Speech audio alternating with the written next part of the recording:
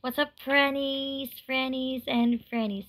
Ayan, so for today's video, makikita nyo ang aking in-explore and experiment at ating sinusubukan na trending ngayon na tuna mayo rice with nori.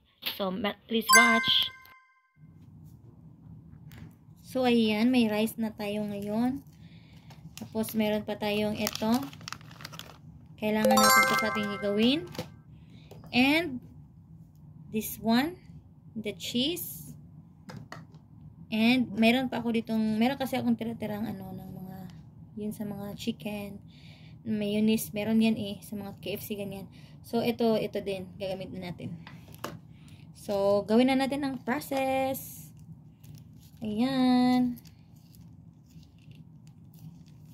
And meron pa din palang kailangan yung tuna. Tingnan natin kung masarap ba talaga siya. Let's see.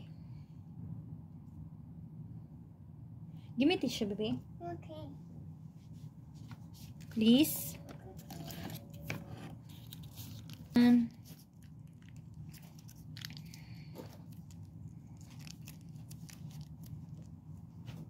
Excited ako ba?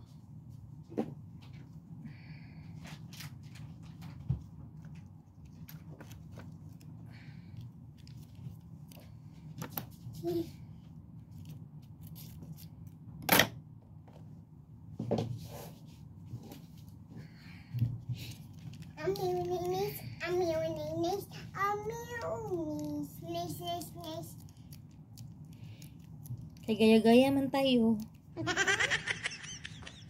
So, ayan, may tuna na din. Ayan. Hindi ko lang siya ilahat ha, kasi baka hindi naman natin maubos.